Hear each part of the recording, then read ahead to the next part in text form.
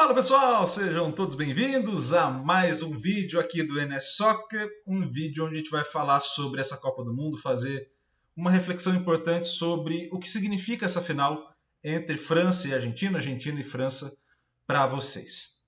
Antes da gente ir para o vídeo, peço por favor, deixa o like, também comentário aqui embaixo sempre muito importante, compartilhamento extremamente necessário para a gente crescer o canal e, é claro, se inscreva no canal, ative o sininho para receber todas as notificações. 80% do nosso público não é inscrito, então eu peço por favor que você faça isso porque ajuda demais a gente. Então, assim, se a gente conseguir crescer muito esse canal, isso vai ajudar a gente a engajar cada vez mais novos projetos e isso faz com que toda essa base do NS vá crescendo e também vai ofertando mais conteúdos para vocês, combinado? Então a gente vai para uma rápida vinheta e na volta mais uma reflexão aqui no NS Soccer.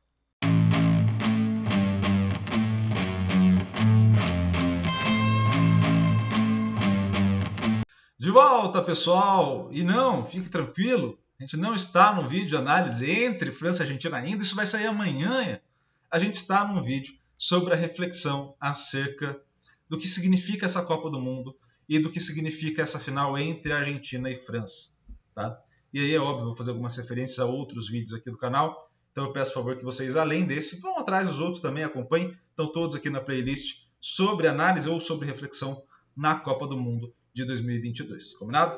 Então vamos a este gráfico que é muito importante, na minha visão, um dos gráficos que eu fiquei mais contente de produzir nos últimos tempos, porque de fato ele é muito importante para a gente entender um princípio básico do jogo e que é muito difícil demonstrar para quem está do outro lado. Quando a gente observa o que é importante, ou seja, o que tem relação direta com o resultado, a gente tem que analisar a competição pelo perfil que ela tem e pelas diferentes demandas de jogo que ela apresenta. Então esse é um ponto muito importante.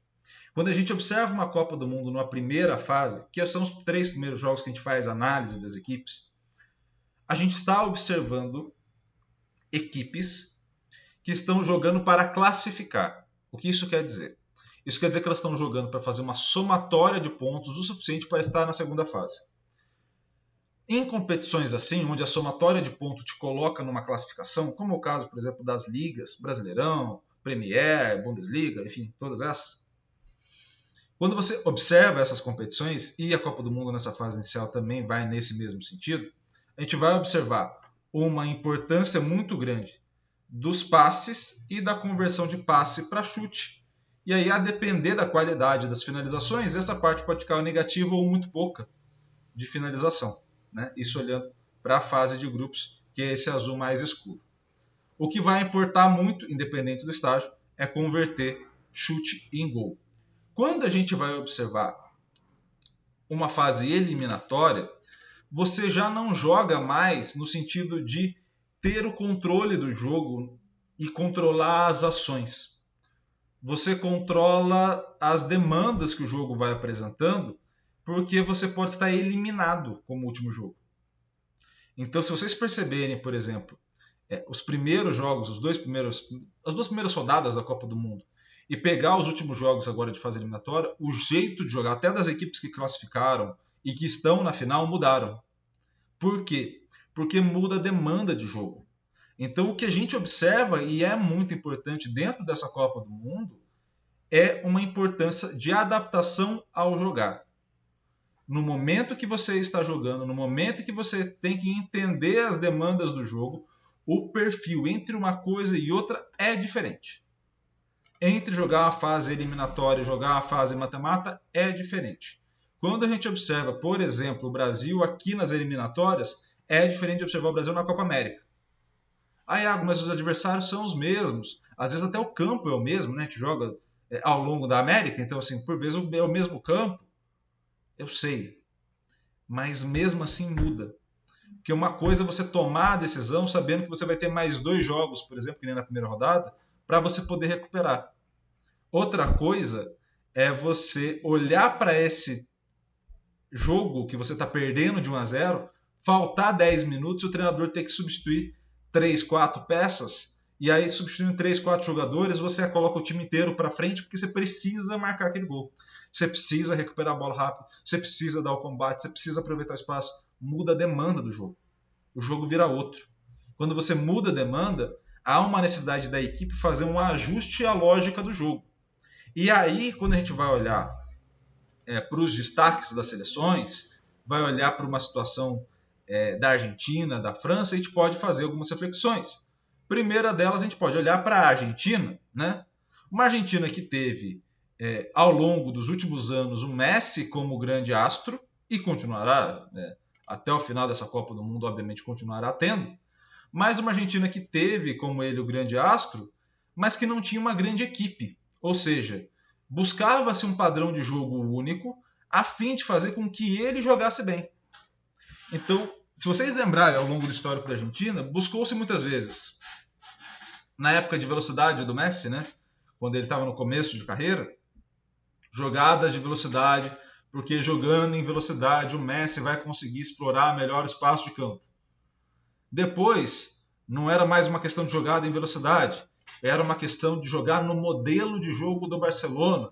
Então a Argentina precisava de 2 meias centrais, mais um volante, e aí jogadores que fizessem saída de jogo lá de trás. E a Argentina até vai bem, chega à final da Copa do Mundo em 2014, tentando fazer um pouco disso, mas percebam como não encaixa, porque ficava o Messi ali como falso 9, e o Messi ali como falso 9, sem receber muitas ações, tendo que fazer jogadas individuais, ou seja, não sendo necessariamente um cara que organiza toda a equipe, mas é um cara que basicamente toma quase todas as decisões. E isso é muito importante da gente analisar a cada instante, né? Quando a gente observa esse cenário que a gente está fazendo, é uma Argentina que não só progrediu nesse jeito de jogar com o Messi, né? Mas uma Argentina que ganhou equipe. E o que é esse ganhar equipe? Ela chega num nível de maturidade para a final, principalmente por conta, e aí é fundamental que a gente entenda isso, das adaptações que o treinador da Argentina realizou. Tá? Pode parecer muito fácil olhando agora que teve algumas alterações, que a gente já está na fase final. Mas essa Argentina ela vai adaptando ao jogado adversário. O que ela fez com a Croácia, por exemplo, foi muito inteligente. Foi muito inteligente. Ah, Iago, mas a Croácia saiu mais para jogar do que sairia com o Brasil. Eu sei.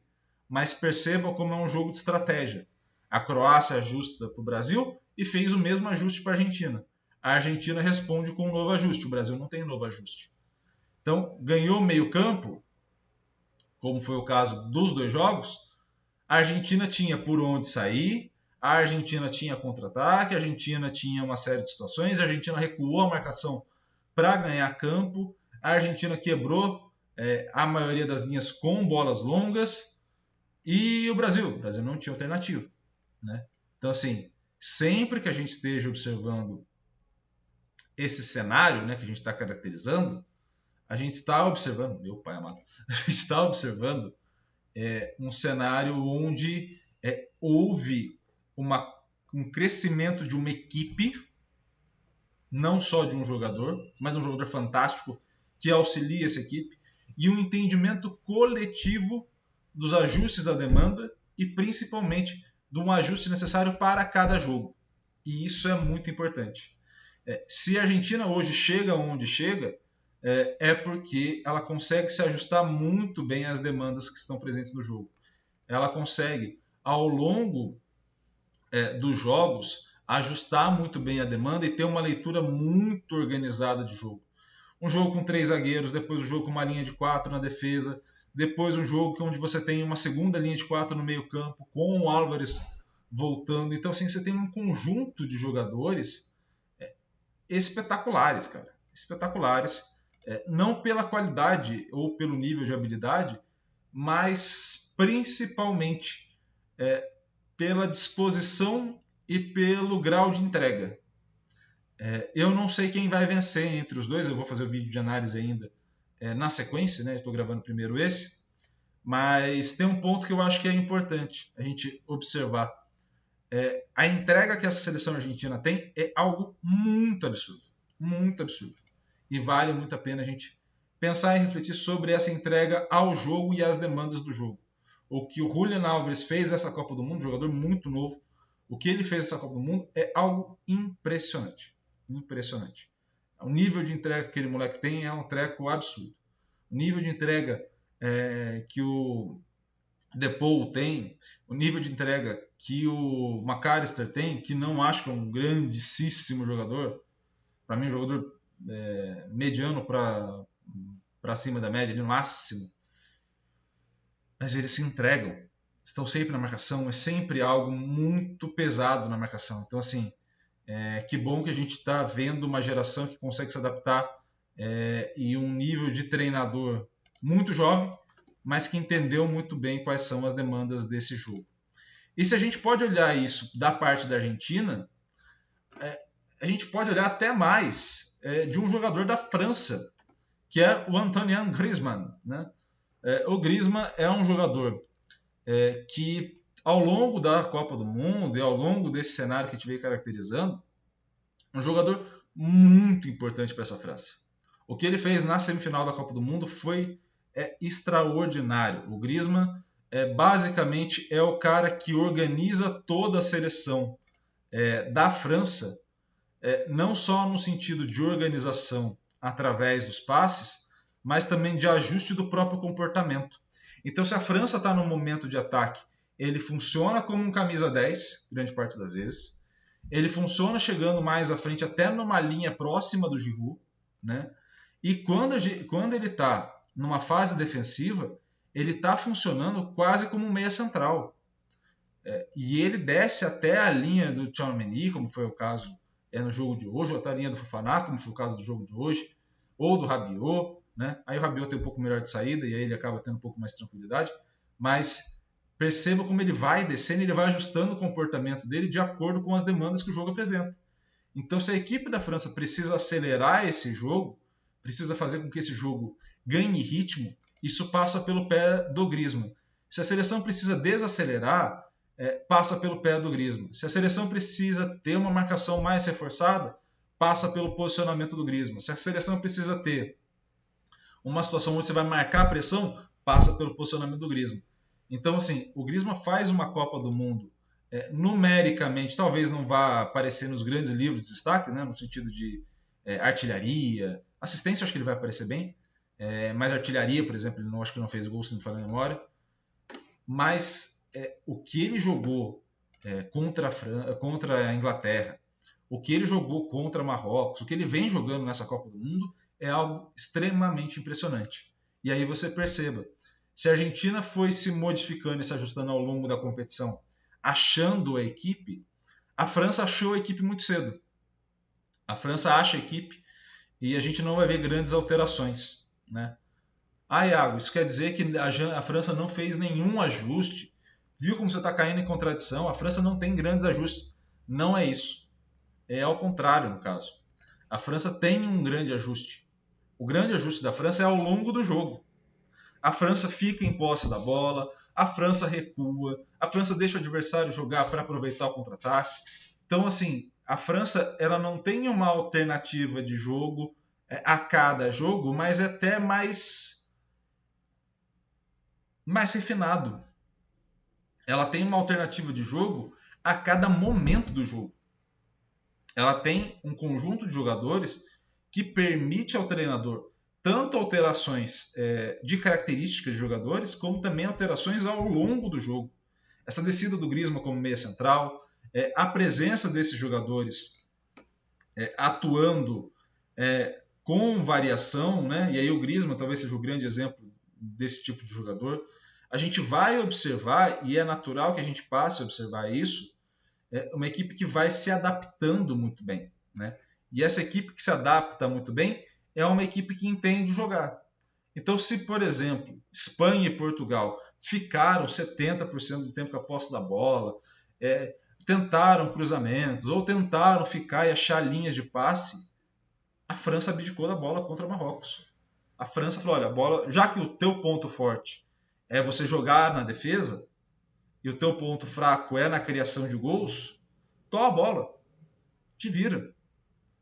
Eu vou poder utilizar o Mbappé de um lado, eu vou poder utilizar o Dembélé de outro.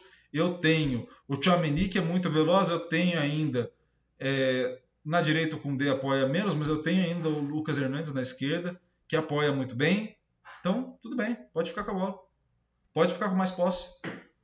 Ela ajusta ao longo do jogo as suas características. E isso parte também não só do que a gente mostrou dos exemplos dos jogadores, mas disso daqui. Parte da gente começar a entender que o jogo ele já não é igual entre uma fase e outra. O jogo não vai ser igual entre os jogos. O jogo não vai ser igual e não será igual para cada equipe. O jogo não será igual ao longo do próprio jogo. Há demandas e há ajustes de demandas a serem feitos. Quem ganha é quem tem o modelo de jogo ideal, é aquele que se ajusta melhor. Mais do que ter uma ideia muito clara de modelo de jogo, mais do que seguir essa ideia à risca, como foi a Espanha, como foi o próprio Marrocos, né, pegando um exemplo negativo e positivo, mas é você saber qual é a demanda do jogo e fazer o ajuste que é necessário. O importante no futebol é ganhar. Para isso você precisa entender o que o jogo está pedindo e fazer o ajuste que é necessário. Combinado? Então, esse foi o vídeo de hoje. Espero muito que vocês tenham gostado dessa reflexão. E amanhã sai o vídeo de análise completo, mais também a nossa disputa final que a gente vai ter no FIFA 23. Combinado? Então, um grande abraço, muito obrigado pela audiência e valeu!